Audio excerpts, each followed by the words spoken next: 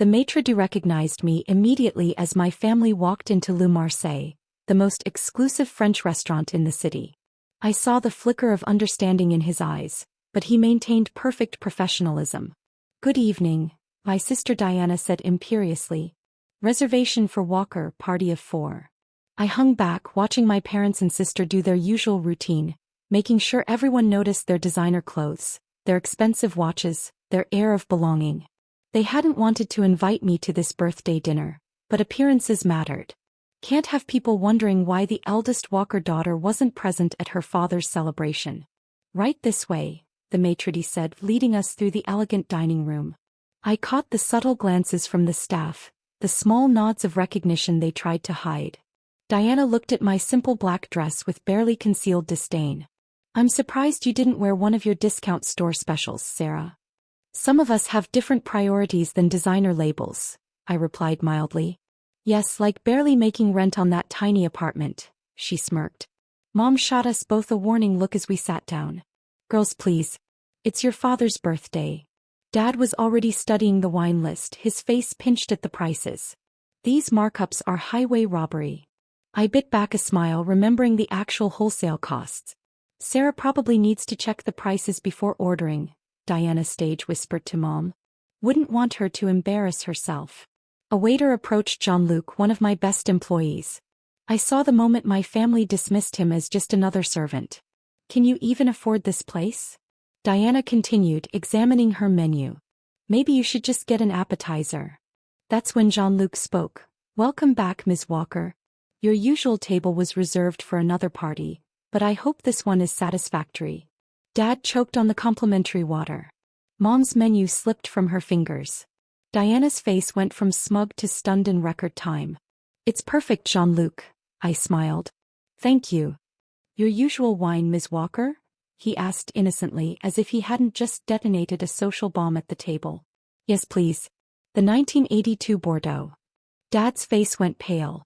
That bottle cost more than his monthly country club dues. "Sarah," Mom managed weakly, "what is going on?" I took a sip of water, enjoying the moment. "Oh, didn't I mention? I bought Le Marseille 6 months ago. Along with the entire restaurant group." Diana's mouth opened and closed like a fish. But you live in that tiny apartment. You shop at normal stores." "Because I choose to," I said simply. "Unlike some people, I don't measure success by what I wear or where I live." Jean-Luc returned with the wine, presenting it with a flourish. "An excellent choice as always, Ms. Walker. Shall I have Chef Michel prepare your favorite soufflé for dessert?" "That would be lovely," I smiled. "And please bring us the full tasting menu.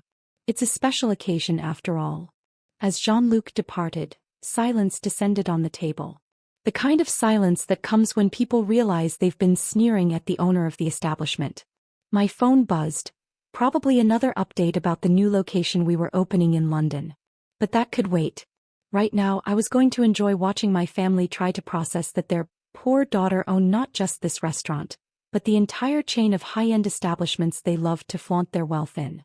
Sometimes the best revenge isn't telling people you're successful. It's letting them figure it out while they're in the middle of mocking you. Dad took a large gulp of his water, probably wishing it was something stronger. Diana was frantically Googling under the table, no doubt looking up the restaurant group's ownership. Me.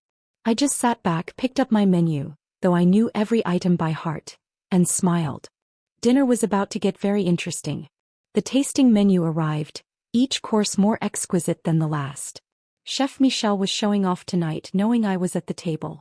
My family sat in uncomfortable silence, picking at their food while trying to process their new reality. "So," Dad finally managed, his voice strained, "how exactly did this happen?" I took a sip of the perfectly aged Bordeaux. "Remember that wasteful MBA program you refused to pay for? The one you said would never amount to anything, because I focused on restaurant management instead of finance like Diana." He shifted uncomfortably in his chair. Diana suddenly became very interested in her foie gras. "Turns out there was a market for revolutionizing high-end restaurant operations," I continued. "My company now owns 32 establishments across 3 continents." Mom's fork clattered against her plate. 32. Including Le Cirque in New York, La Maison in Paris, And that little place in London where you celebrated your anniversary last year, I added casually. The one you bragged about getting impossible reservations for. Diana's face flushed. That's why they seated us immediately when I dropped the Walker name. Indeed, I smiled. Though you really shouldn't be rude to the staff there. They tell me everything. Jean-Luc appeared with the next course, a perfectly seared scallop dish that wasn't even on the regular menu. Chef Michel's newest creation, he announced. He'd like your opinion, Ms. Walker, before we add it to the permanent menu. I could see Dad calculating the value of my empire in his head, the same man who'd told me I was throwing away my potential on restaurants instead of joining his investment firm. The London location opens next month, I mentioned, sampling the scallop. We're already booked solid for the first 3 months. London. Mom's voice was faint. But you said you couldn't afford to join us for our London trip last summer. I was there, I replied. Overseeing construction of my new restaurant. I just stayed in my penthouse instead of the family hotel.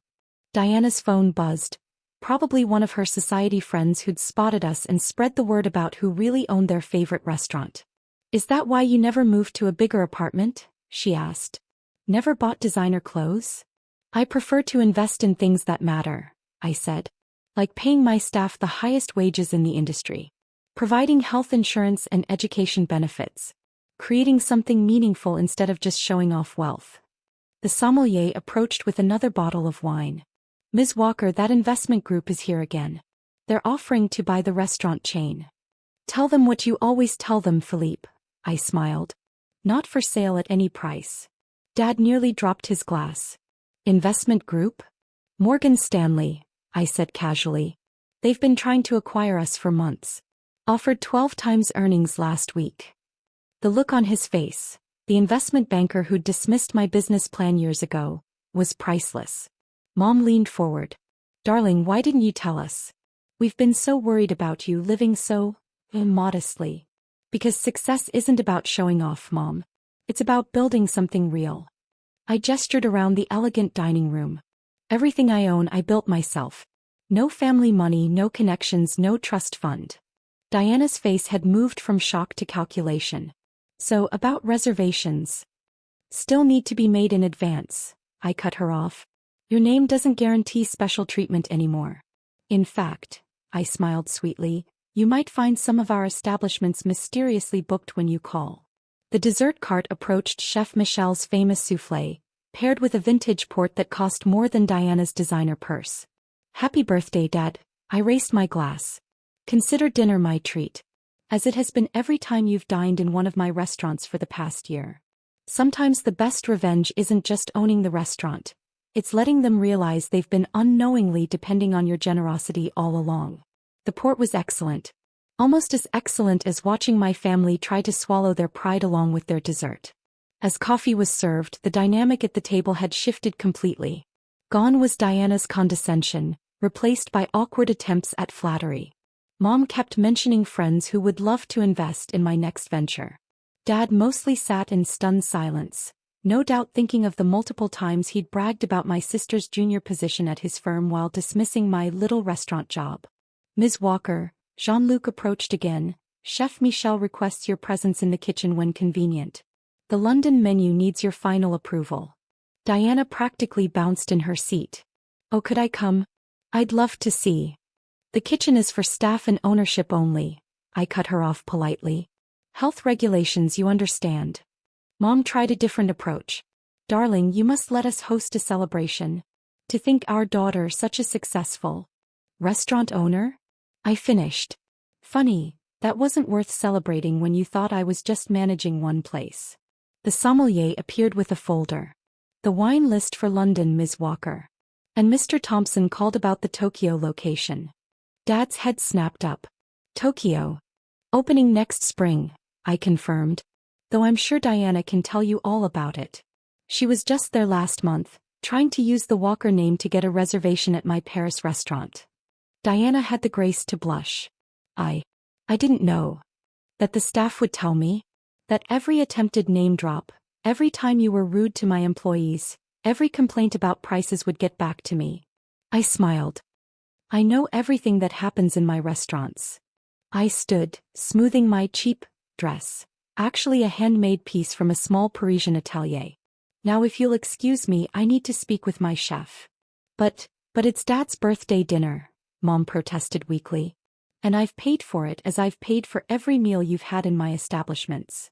I gestured to Jean-Luc. Please make sure my family has everything they need. Add the usual gratuity to their bill. Their bill. Diana squeaked. Of course, I smiled. Just because I own the place doesn't mean everything's free. That wouldn't be good business, would it, Dad?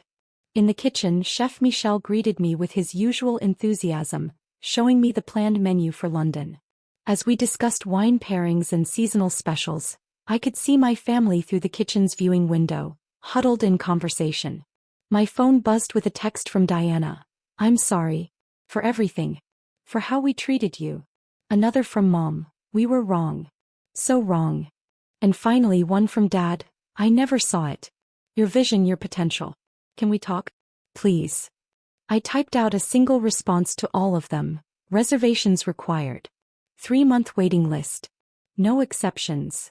Then I turned back to Chef Michel's brilliant creations, to the empire I'd built while they weren't watching, to the success they'd never seen coming. Later that night as I walked through my modest apartment, actually the entire top floor of the building minimally furnished because I preferred it that way, I looked at the framed review from when I'd first bought Le Marseille.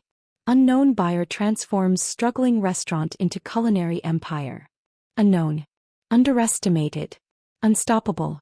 I picked up my phone and sent one final text to my family. Next time you judge someone's worth, remember, the person you're looking down on might actually own the ground you're standing on. Then I opened my laptop to review plans for the Tokyo location.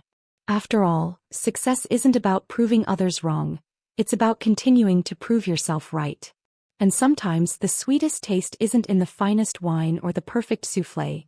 It's in the moment they realize they've been dining in your success all along.